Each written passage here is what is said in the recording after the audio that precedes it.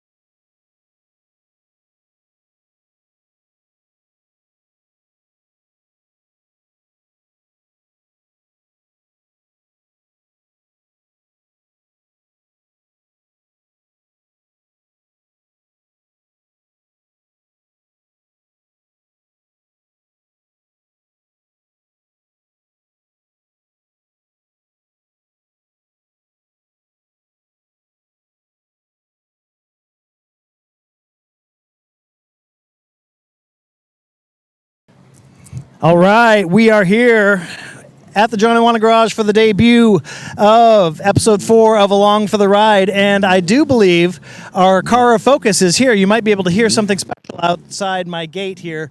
Let's take a look. I think it might be the car. This might be the car. Oh, yes, it is.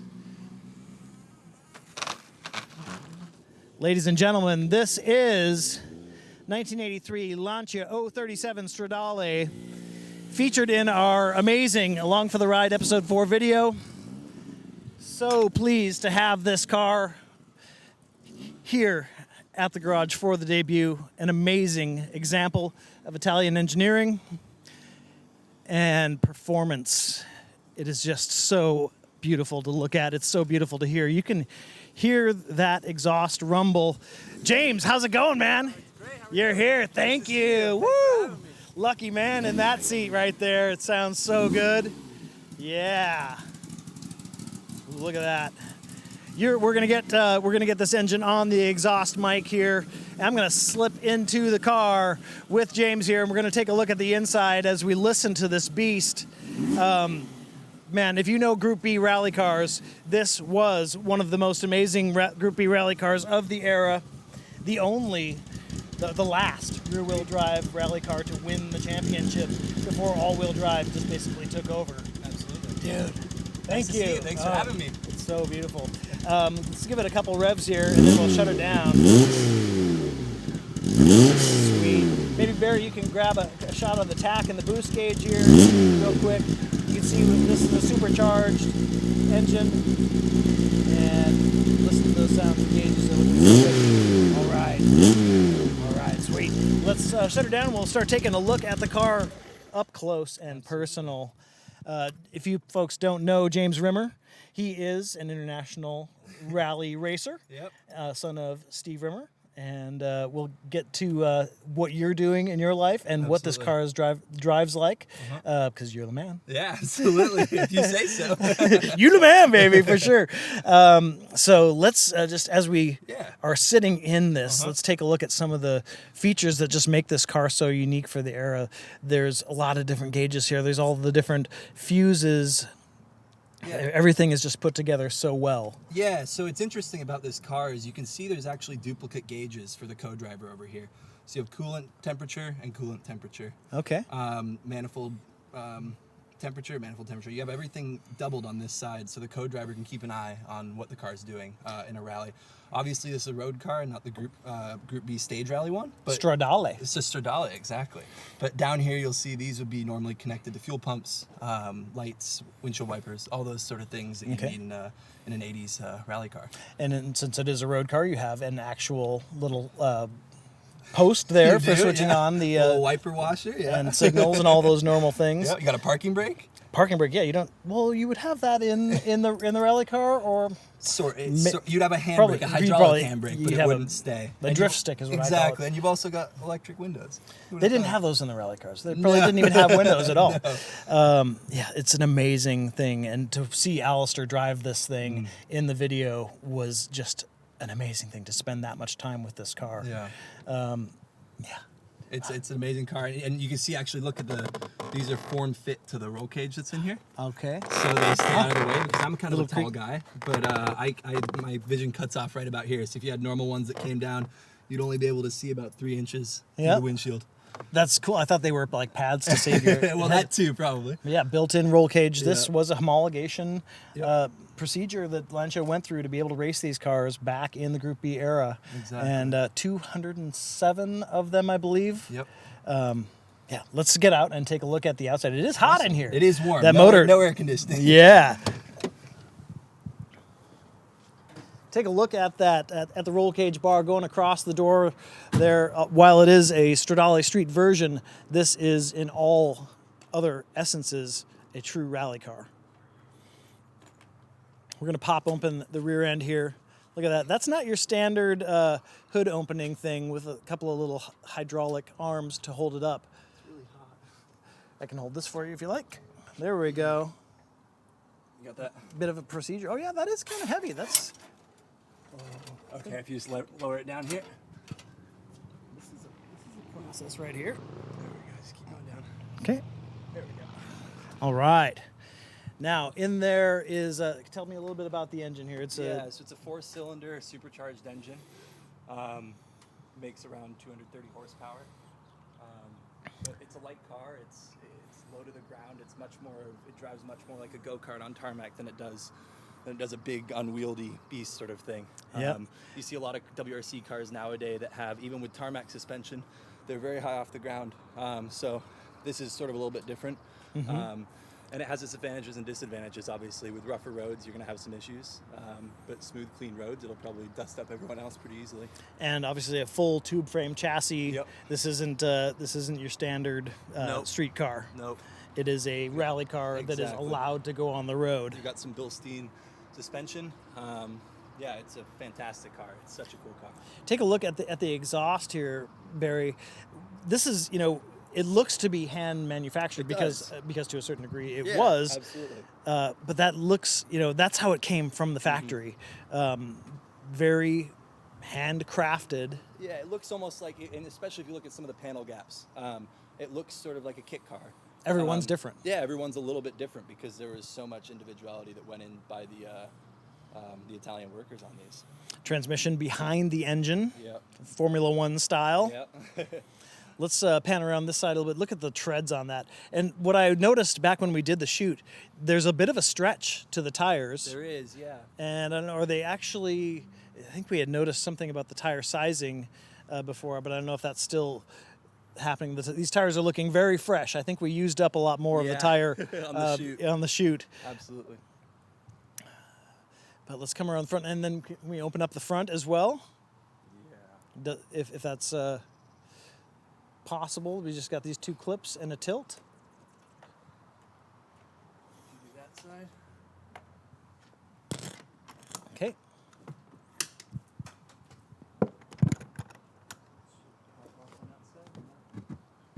Oop. Maybe we... There we go. Oh. There we go. You're okay. Okay. So we got a tiny little spare wheel. Motorcycle wheel in the front. And again, notice the full tube frame chassis going throughout the whole vehicle. Not your standard fare street car. All right, let's this is a car you could seriously sit and look at all day. Let's go in and take a look inside the garage, and we're going to get ready to share the video and get to talking with you and talking with your dad and talking with Ben and debut the video, do some behind the scenes shots, and let's go ahead and do that. Perfect. In fact, right now, this transition right here from the car to inside is where we're actually going to show the video. All right. We are going to debut that video for you right now.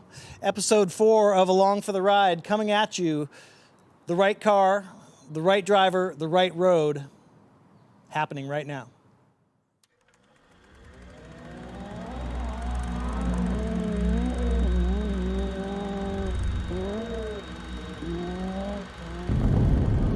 Lancia rahtasi jälleen kerran harjoitus sekä huoltokaluston Italiasta Suomeen ja Karkkilan maisemiin, Markku Alenin tutulle mökkitielle Antiaisiin, jossa jälleen jokavuotiseen tapaan testattiin niin renkaita kuin kalustoa Jyväskylän suurajoja varten.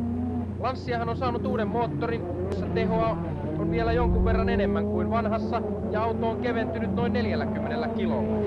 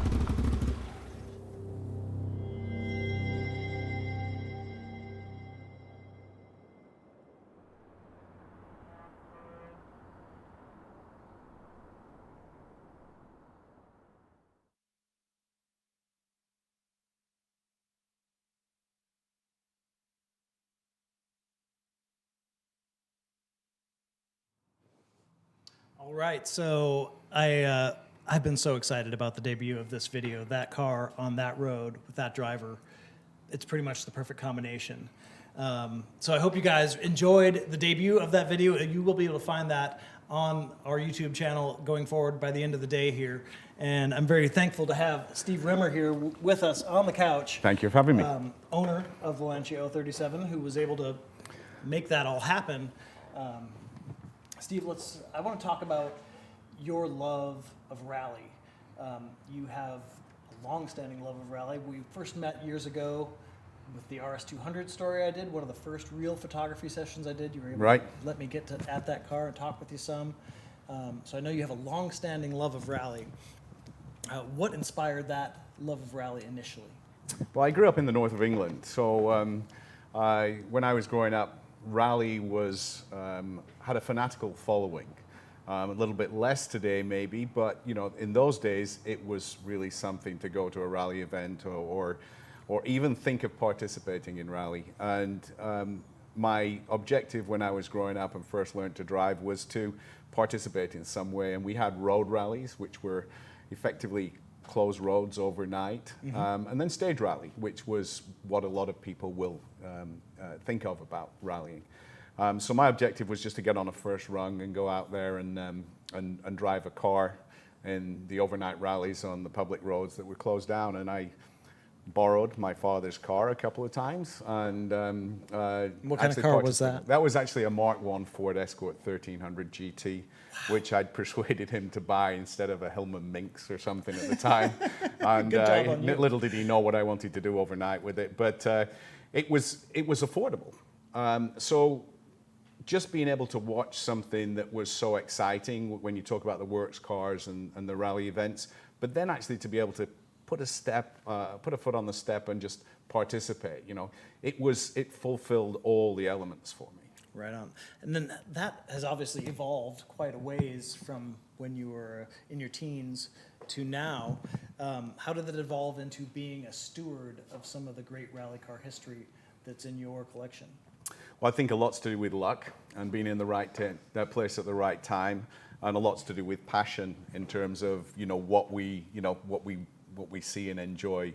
And I had a midlife crisis, I'm familiar with that. about maybe 12 years ago. And one of my friends called me. He lived in Germany, had a rally car in the UK. I live in Seattle. And Callum said to me, "Steve, I'm upgrading my rally car. You need to buy it." And I said, "What makes sense about this? You're in Germany. The car's in Brackley, next to the Mercedes factory, Formula One factory in Brackley. And I'm in Seattle. How does that work?" But I went back for a visit. I got in the car and basically said, "Wow, I remember what this is like." But it was different because this was now four-wheel drive. This was a Subaru Group N car. Okay. But I got back in and thought, this is great. I should do it. And then I was persuaded that nobody was really watching the collector car side of rally cars. A lot of people were investing in competition cars, Ferraris, Lamborghinis, but I was persuaded that this was, Somebody needed to do this. Yes, so I started doing that, and my philosophy was to buy the works rally car that was driven, that had history and vintage, but also try and collect the road car that car was developed from. You heard outside, I think, when we were talking about the Lancia, for homologation purposes, with the Group B or whatever, you had to produce 200 of the cars, road cars, to be able to qualify to build the rally car. Right. So I wanted to collect the road cars that some of these classic rally cars came from. And so that's what the Lancia out there represents. It is. Unfortunately, I don't have the works version of that right now. I keep my eye out all the time, but some of my other collection, I'm fortunate to have both of those cars. Speaking of your collection, what are some of the highlights of that collection? I know you had the RS200. That has moved on. What are some of the other highlights that... Well, things tend not to just move on in my life. Things tend to get replaced or substituted. So the RS200 that we talked about previously is actually just been replaced with another RS200, but a rarer one, an Evo S, rather than the Evo 1 that we and you and I had. So, okay. It's turned over a little bit. So I have the Stig Blomqvist's works car that participated in the Acropolis Rally and the RAC Rally. So that's great. I think some of the cars are special on their own, some because of a combination with the driver.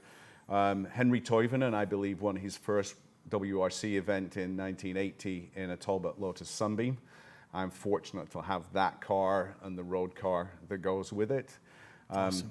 Fortunate to have the Colin McRae Focus, which was a car which is very special. Normally the works cars get passed down to other works drivers and then into privateers' hands.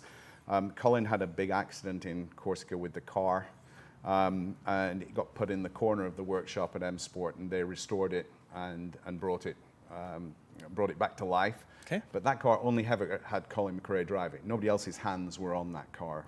So it makes it even more special. Yeah. And then the other one is Richard Burns. You know, going back to our homeland, and you think of the Colin McRae, Richard Burns era. I have the works car that Pro Drive, the Subaru Works Rally team at the time, actually gifted to Richard Burns after he won the World Rally Championship in 1999. So, you know, those cars are really special. That's awesome. Do you just go and look at them and peruse them every once in a while? What kind of feeling does that give you?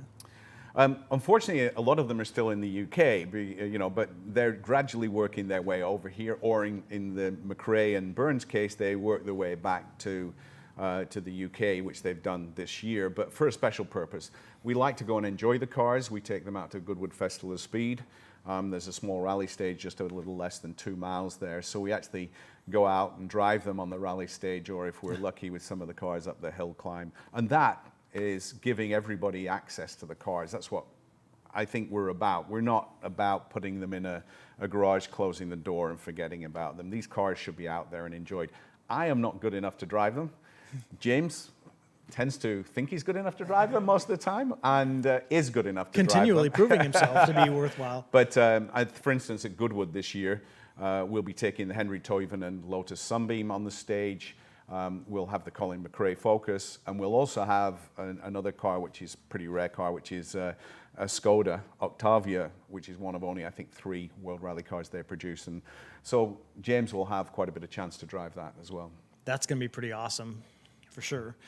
Some of these cars live at DirtFish Rally School up here in Snoqualmie, Washington, which we're very fortunate to live around. I wonder, what was your inspiration for starting DirtFish, and what are the goals that you're trying to achieve with that? Hopefully my wife is not tuned in right now, but you know, my wife, as far as my wife's concerned, it was a real estate investment. Here's a bunch of land, and you know, what can you ever do what could go wrong with buying land? For me, it was about how bad my memory is. You know, I think I need to get in a car and learn again. And I think the thing about DirtFish was land, a transition of rally to rallycross. We've seen X Games. Yep.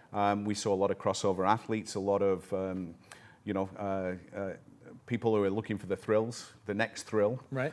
And my thought process was get some of that demographic out there in cars and try and regenerate interest in rally. But primarily, rallycross was possibly going to be the most widespread medium for that.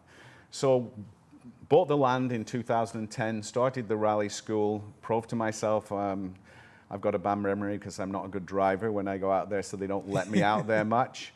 But we've developed that into not just an enthusiast, not just motorsport focus, but we do group entertainment, corporate entertainment, we do team building, and we also try and do different things. We're always expanding in our thought process and our product range there to try and expand beyond just the rally enthusiast. I've taken a few classes at DirtFish. I've done the all-wheel drive. I've done the rear-wheel drive. I did a co-driver course. Nice. It's just an amazing experience, especially from the outsider perspective of somebody who hasn't been exposed to a lot of real rally. And you know, we're really fortunate. We got a great team. You've done the courses. You know, I'm not sure how many of us can sit in the right-hand seat of that car every day and give somebody the direction and the energy and still smile about it. So and the trust. Team, yes, that's the other thing. Yeah. We do have big wide open spaces, but you know, there are some trees around somewhere. So, but that's where I think is it's part of the enthusiasm for DirtFish. I think one of the most fun quotes from that, from taking those courses is, by the end of the day of taking a DirtFish class, you are like on Craigslist or on Facebook looking for a WRX, and you have all these rally inspirations to try to do what James is doing. And some of us get there, some, and some, We often say we should have a dealer's license, because we should have a parking lot full of new WRX XDIs and used, so that, you've tried it, now take one home with you, But So the L37 was the last rear-wheel drive car to win a championship. Is that what makes the Lancia L37 so significant?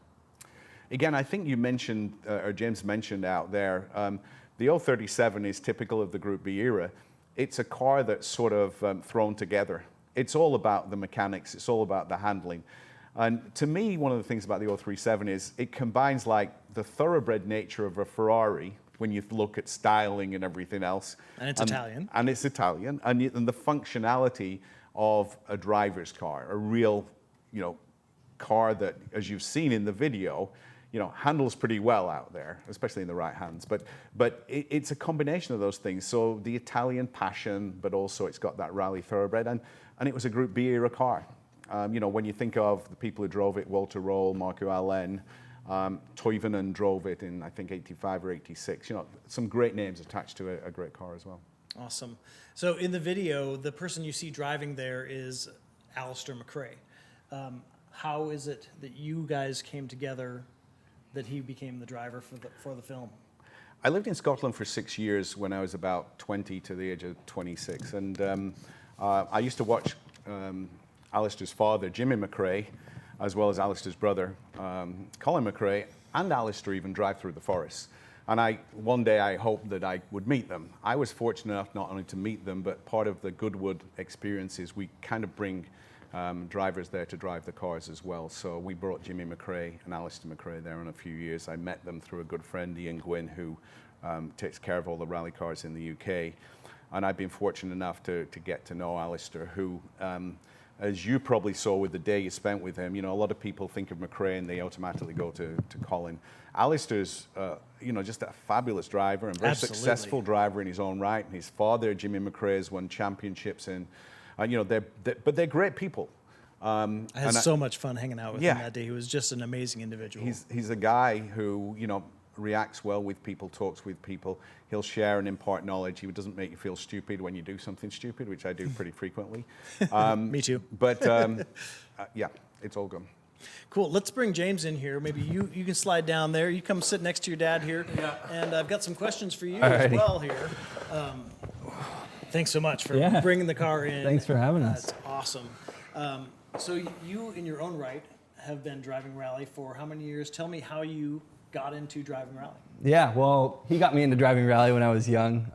Not as young as some of my counterparts I race against now. But how old are you now? I'm 22 now. Okay. I started, he put me in a Peugeot 205 to learn manual when I was maybe 11 or 12. And then 15 is when I really started doing some more competitive stage rally. Okay. Did that for about a year or so and then transitioned into Rallycross. So I've been doing Rallycross both with GRC and ARX for 3 years now. That's got to be a lot of fun. Yeah, it's a blast. It's a blast. It's so much fun. And so different as well. The disciplines are incredibly different, both with how you prepare for it, how you drive, and just strategy. I mean, it's a totally, totally different sport, although under the same umbrella. Then that's kind of a good transition to, what are some of the real differences between Rallycross? For those who don't know, what's the difference between Rallycross and stage rally? Well, the biggest difference is obviously stage rally, you're going point to point, and you're racing against the clock as opposed to another human on the track. Rallycross is much more door-to-door racing. Contact is almost encouraged, which is... not by me. Yeah, not by the team owner, but... But it does makes it exciting. It makes it interesting. It's a show. And what other FIA licensed, USAC licensed motorsports are there out there that have that kind of excitement? So that's our hope for Rallycross, is that everyone begins to see how exciting it is and the viability of it going on in the next few years, because we think it has an incredible future, and we've invested in that future both financially and emotionally. We've been involved in it for years now. And we really want to see its success. So. I've been to a few Rallycross events, and it is a wonderful show. I mean, chaos, there's isn't it? it's thrills, Hopefully and controlled chills, chaos, Yeah, but controlled chaos. you know, yeah. cars jumping and fighting and all the different Yeah. mixed surfaces. Yeah. It has everything that a stage rally offers, but in one space where you can see the entire thing. Whereas Yeah. if you're trying to watch a stage rally, you're watching one corner for most of the day, Exactly. which has its own thrills, I'm sure. Yeah, absolutely. Now, the Lancia is a rear-wheel drive car. I've Yeah. said it a couple times. It's the last rear-wheel drive car to win a championship.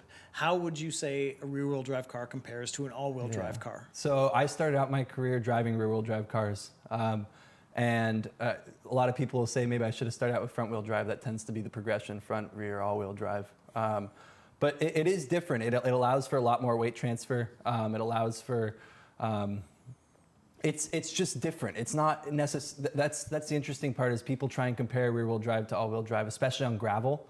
And there's really no comparison speed-wise. There just really isn't. But within those classes, once you go into rear-wheel drive, the intricacies of all the different cars and how they drive is really interesting. You get in some of the older historic Mark I Escorts, Mark II Escorts, and they just have character to them. They drive differently. The difference between a Mark I Escort and a Mark II Escort is totally different, just with the way you drive it, the type of engine it has. Depending on all-wheel drive cars on a stage rally, it's different on turn-in, it's different on exit. They're just different drivetrains, different types of cars, and they take different skill sets to drive.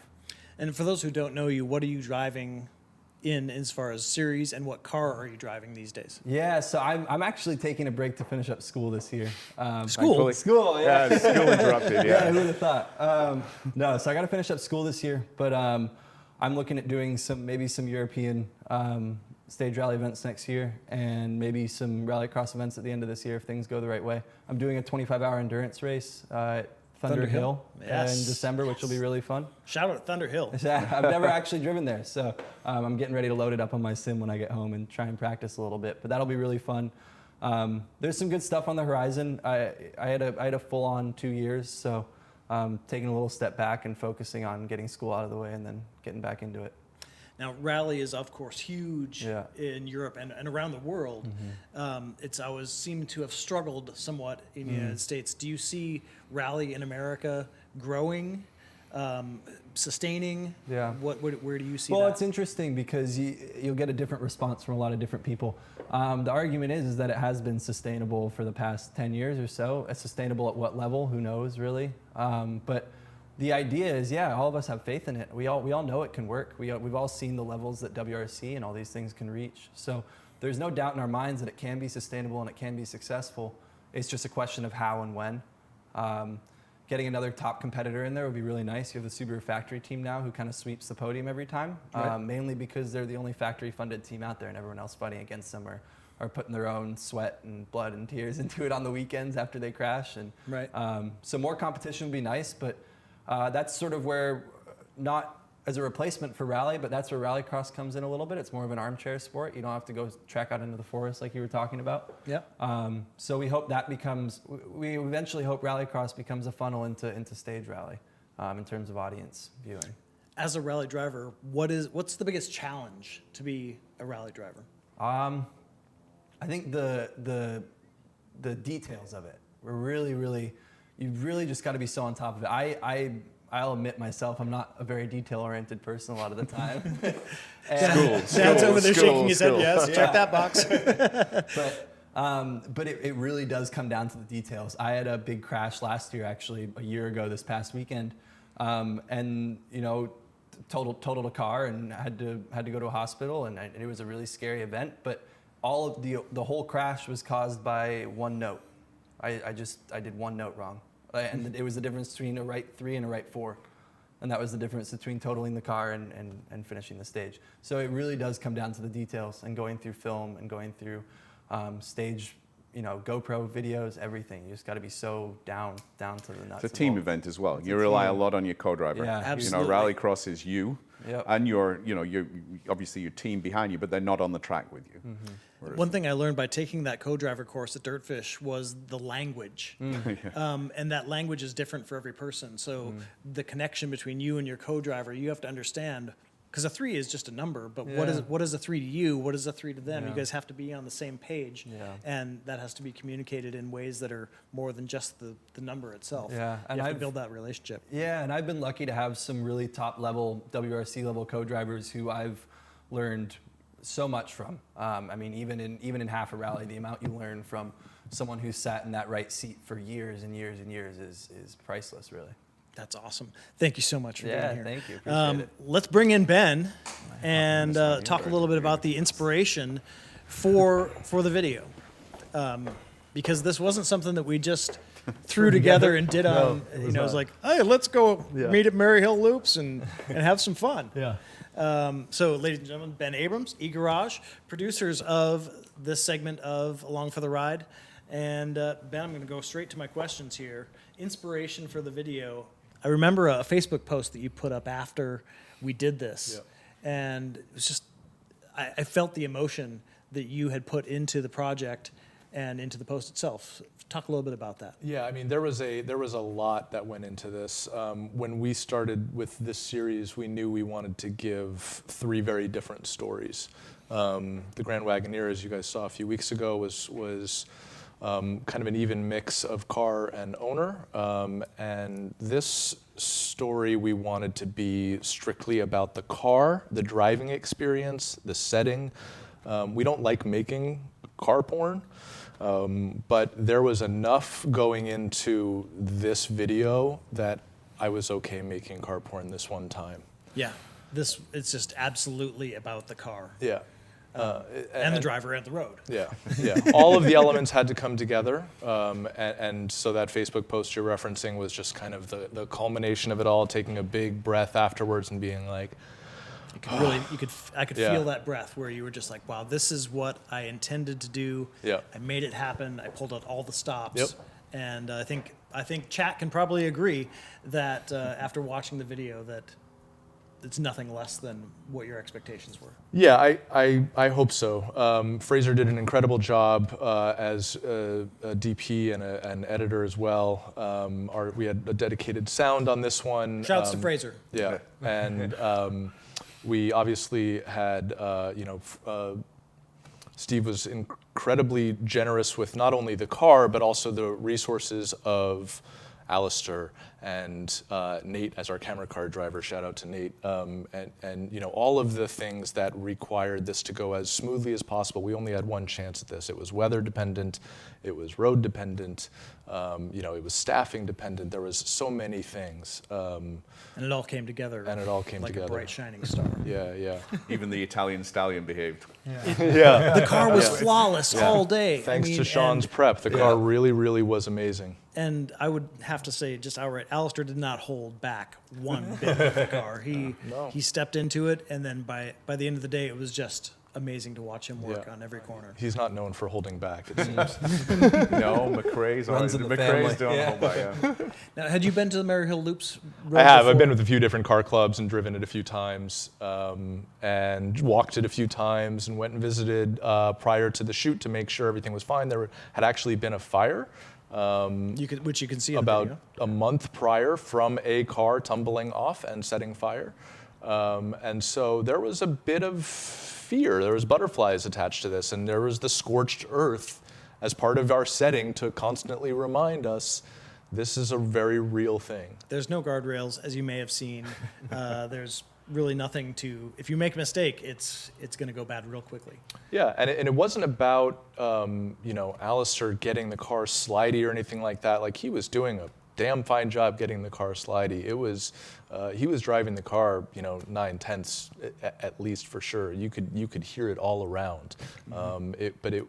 Safety was a very real thing. We had an ambulance standing by.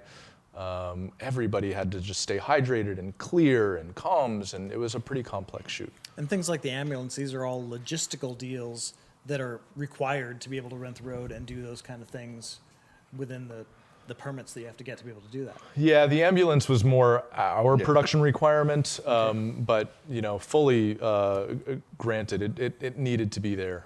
We were happy they were there, and we were happy they weren't needed. Now, when you came into this, did you have a vision for the film initially? I mean, we were there for shooting for 12 hours, and it came down to a 3-minute film. Did you have that vision initially, or did it come to you in the production and editing process? How did that all come together? Yeah, it's a mix of both. We know that we can kind of easily consolidate a day's worth of footage into 3 minutes and often have plenty left over.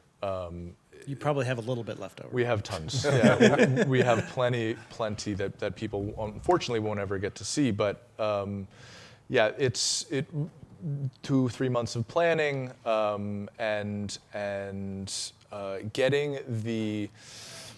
getting the schedule right. So making sure, logistically, when you have 3 or 4 cameras following the car up and down the track, figuring out kind of naming each corner, each segment of the track, so we know how to kind of schedule the day and what part of your meal are you going to eat first, kind of analogy.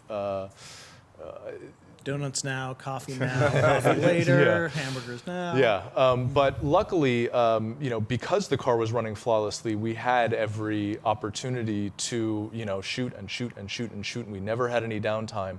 And then because we had the camera cars that we did, we had 2 camera cars.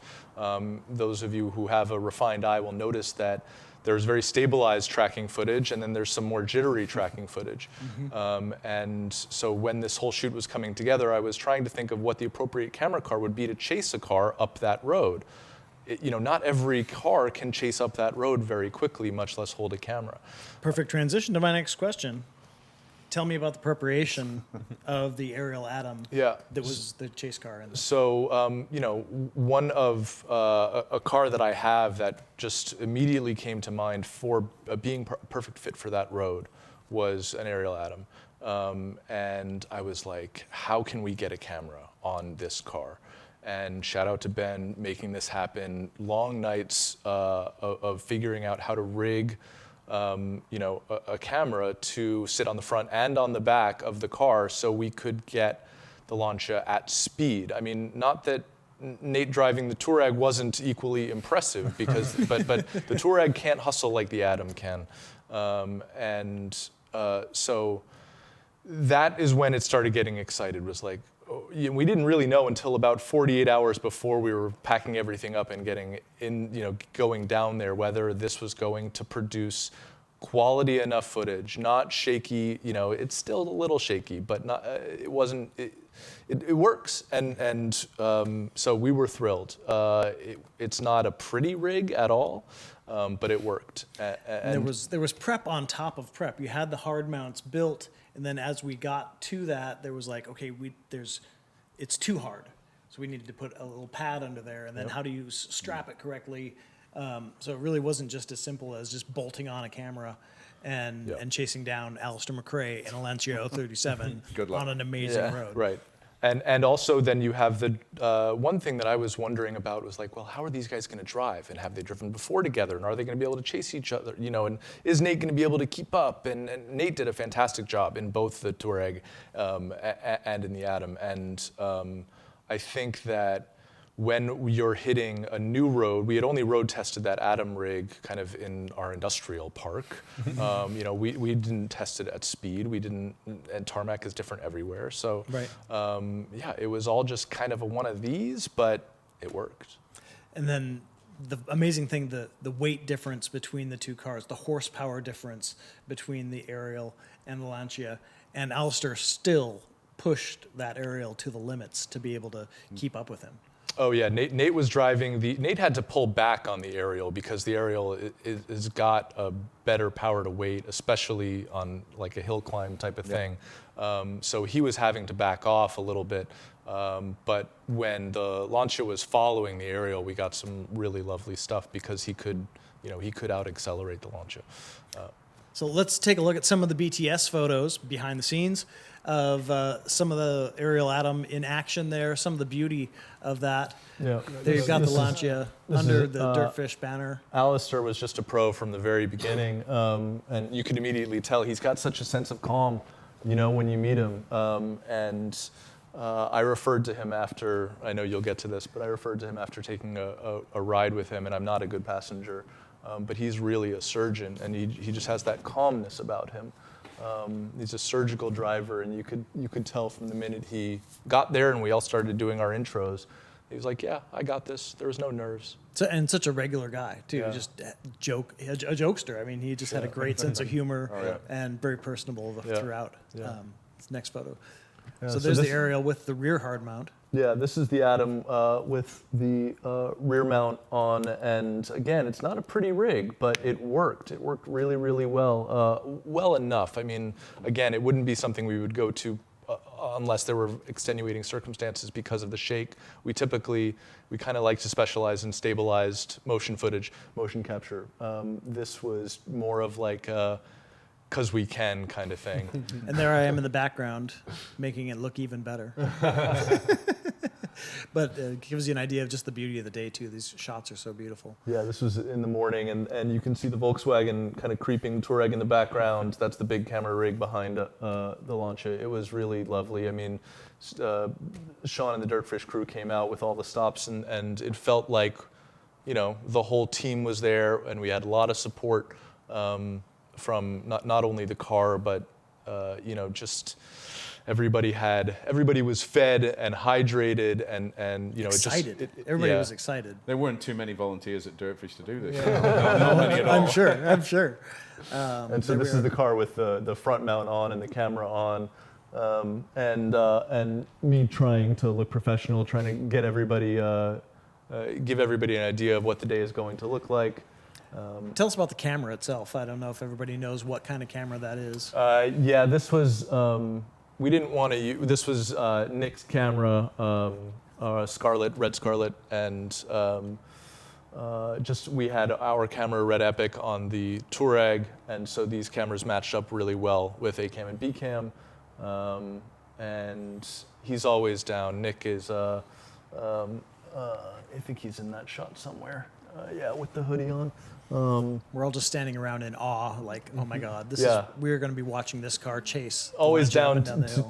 to put his camera in weird places. Yeah. It was a really good close-up shot of the camera, hard mount. And the sandbag was required just to reduce a little bit of vibration. Again, just more function than form. Yep. Now, first of all, what's the technical term for the bars and things? This is not a crane like you might see on some cars. What do you call? This is a suspension arm. This is called a black arm that's holding Freefly Movi XL. Fraser and Kevin getting it sorted, and so yeah, this is not a crane because it can't boom out and it can't raise up. It basically just absorbs the suspension from the road. It's the camera's on a gimbal. The gimbal is held by the suspension arm. And of course, the whole thing is on remotes that you can control from the inside the rig. Yep. Really amazing to see in action. Yep. And you know, Nate and Alistair, like old buds, like they'd been doing it for. You know, I realized very quickly that I had been overthinking whether there was going to be any kind of learning curve in their driving together. I think in this shot they're complaining about having to do this over the course of the day. They're just like, dude, can you believe we have to drive these cars at this place? Oh my God. Nate met Alistair last year at the Goodwood Festival of Speed. So they got personality-wise, we knew they clicked. Yeah. Driving-wise, you know, Nate was a little nervous, I think, at times, you know, with Alistair there, but you know.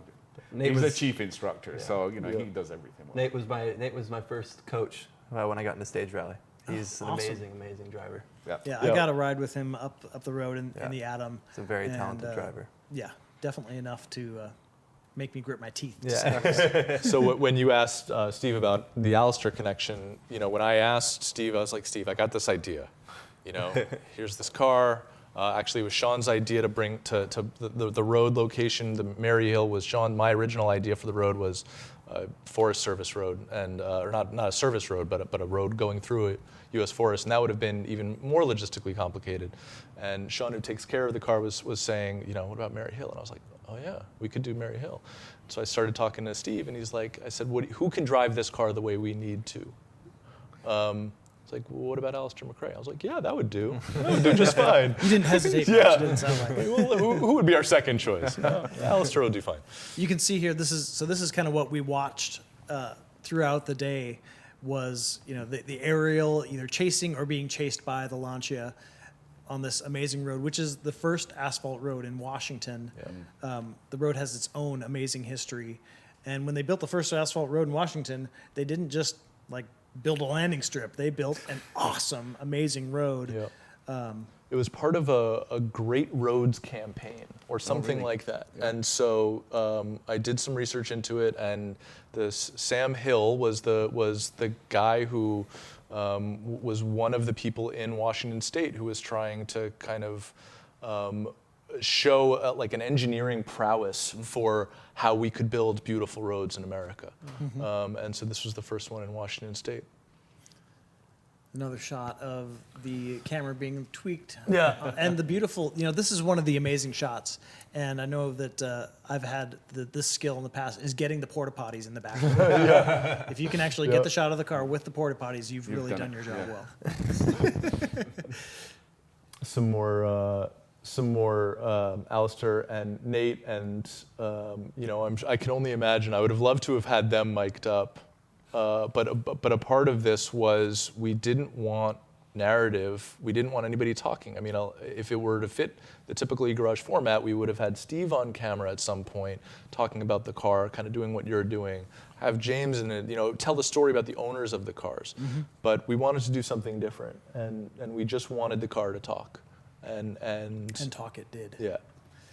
In that last shot, we don't need to go back to it, but also another one of the chase vehicles, the side-by-side. Yeah, the Polaris. So handy going up and down that track. Definitely needed. It's not a track that you can walk up and down many times, especially in that weather. There's the Touareg with the rear mount going. Yep. You can see the windmills in the background. I mean, the place is just absolutely picturesque from any angle. I was out there with my camera. Can you drop me off at this corner? Where can I be out of the shot and get photos? And I just had an amazing day, just participating and capturing. I'm glad you were there to see it all go down. Oh, it was so amazing. Yeah. Oh, there it is in action. Yeah. So again, Nate drove that Touareg as if it were not a 6,000-pound SUV, but it produced some really, really fine shots, and they drove for camera. I don't know how much Alistair's driven for camera before, but I don't think it matters. No. He's driven for crowds. Yeah. And crowds have cameras. Yeah. And this was our hero shot at the very top of the road. We're trying to figure out how to end it, and what is the ending to the story? And it's just like, well, the car needs to take a breath. He's gotten to the top. It's just a gravel lot at the top. And there's these amazing windmills, and there's just nothing but silence and the occasional passing truck on the highway. Just appreciating the view. And yeah, we just needed the car to take a breath and look down at what it had just done. And another moment there, the sun going down. The day just seemed endless. Yeah, it was a great day. Do you have a favorite moment of that day? I mean, it's a few months back, but do you have a favorite moment? As I said, I'm typically not a good passenger, and I broke my own rule because in the beginning of the day, I said, we're not doing rides here, guys, because rides aren't covered by production insurance. But it was a lunch break. We weren't shooting, and Alistair wanted to go in the Atom. Because he was driving the launch all day, and poor guy. And he asked me, and I said, yeah, of course. And he said, well, do you want to go? I was like, okay, sure, I'll break my own rule. When am I going to get this opportunity again? And I hopped in, and he has never driven an Atom before. I didn't know that until after. He had obviously been driving the road, all morning, and it was warm. But he got in and did a quick gas check, a quick brake check, a quick kind of slidey check, and then he was off. And I still can't put it into words because again, I don't typically go fast as a passenger. I'm used to going fast as a driver. But that road and that car and watching his technique and watching him surgically manipulate the Atom, it almost wasn't sliding around the corner. It was like pivoting like the hands of a clock around a corner.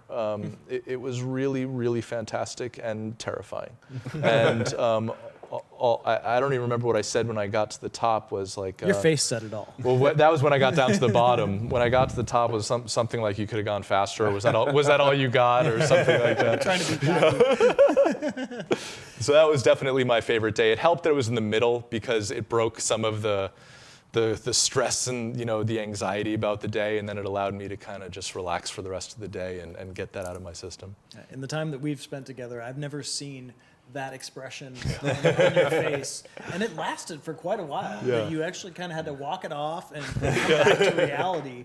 Yeah, some of those corners in that car and you have no roof over you, they got, they were not sketchy, I wouldn't say, because his driving wasn't sketchy, but it was puckering. Yeah, and when you mentioned there, I mean, he had never driven the car before, got into it, and I watched this. He took off, quick, on the gas, how's the acceleration? On the brakes, how's the brakes? Little wiggle, and then it was then you could just hear the car take off, and you knew that it was on. Yeah.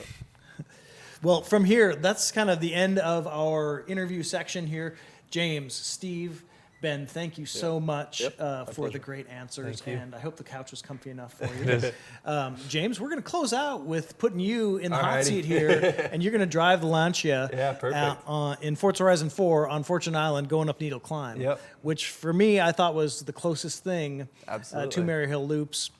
So let's put you in there and make sure you're set up here at the right spot, and we can switch to a gameplay view. If you want to take your shoes off, that is totally appropriate. Oh, we need to go to Fortune Island still. There goes. Shoes are coming off. Shoes are coming off. I have big feet. Okay, so let's see here. Looks like we need to go over to Fortune Island real quick because the game started us up somewhere else. And so we will fast travel there real quick. Perfect. And then once we get to Fortune Island, we'll just go onto the map. Yep. And we'll hop over to Needle Climb I think there. I know how to get up there. You think so? I think so. And what's really fun is Fortune Island came out right after. So let's go. I don't know why it's actually. Oh, it's fast traveled to. Yep, so now you're on Fortune Island. I wasn't. Now there we go. Now you're traveling to Fortune Island. Fortune Island expansion came out right after we did this shoot. So I was just thrilled with that kind of exposure to the roads. And so I've spent a lot of time on Needle Climb here, mostly drifting because it's an awesome drifting road. Kind of harkens back to the days of Fujimi Kaido and Forza Motorsport 4. But what I want to see, you're going to do your best Alistair McRae impression right now. Well, it's interesting because when I got the script for this show, is I was playing this game at the same time, actually driving a different car on this map. And studying. Yes. But when back during race season, Connor and I we'd spend our off time. My teammate, we'd spend our off time playing these kind of video games quite a bit. Yep. And just as note, I mean, up at DirtFish Rally School, they've got a whole sim room full of Forza Motorsport and Forza Horizon games on simulators of this level of precision. Loading. There's a beautiful shot there. So now we'll bring up the map. It's just to the left. Is it? Yeah. Okay, we'll just drive there. Here we go. Alrighty.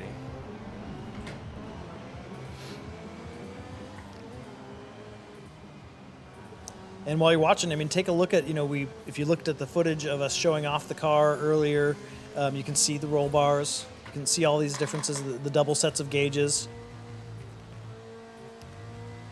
And then listen to the sound and hear the sound as it compares in-game to what we shared in the video.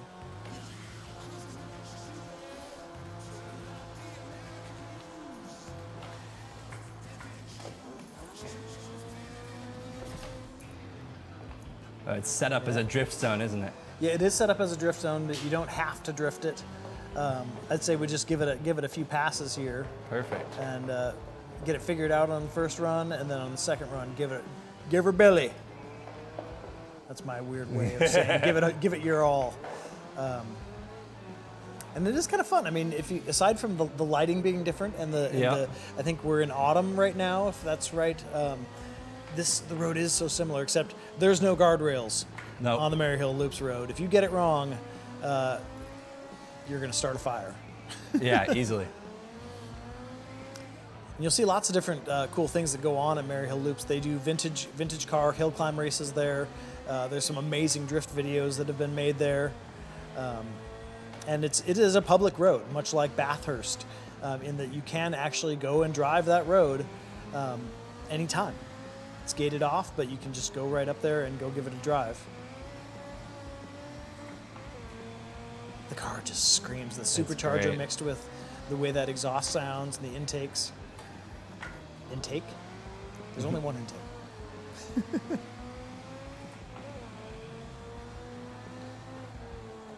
Pretty nice clean run so far. A little As off I go there. off, Straightening it out.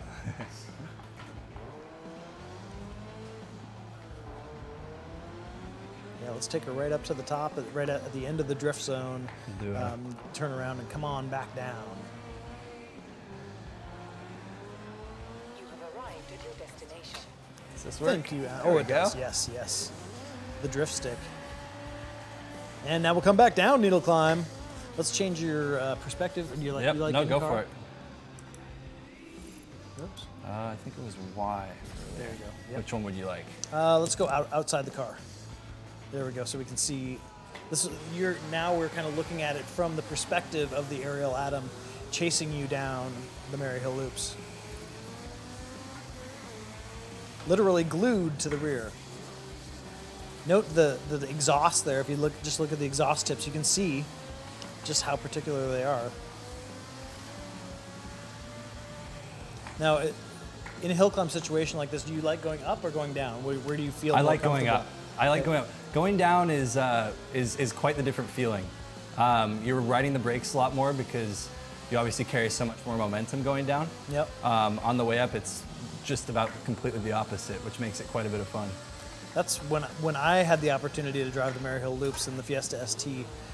I definitely felt more comfortable going up. But there's just a sense of Of traction, a sense Yes, of exactly. yeah, definitely. Feels a coming little down. safer. It's like you really have to open your throat and just breathe deep and let it go, or and hold back more. And especially on stage rallies, when you're trying to conserve parts on your car throughout the course of a rally, when you're going down and riding the brakes the whole time, it's never good for the stages coming after that. From the mouth of a man who does this for a living.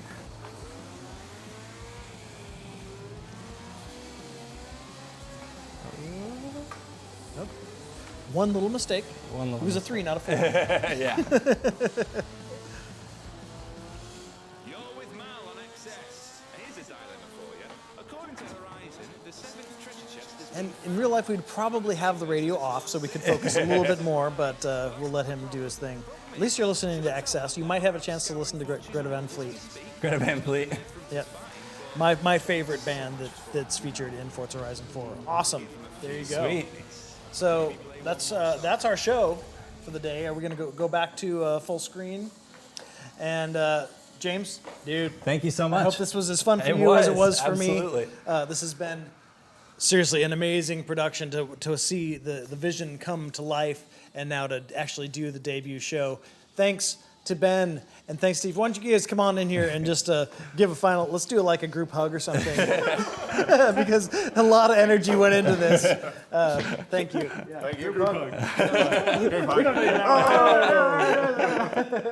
Thank you for watching. This has been episode 4 of Along for the Ride. Come hang out with us next week for episode 5 featuring John Knowles' 1961 Porsche 356 notchback.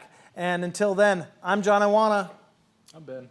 Steve. I'm James. And you're not. And we're out of here. Thanks for watching.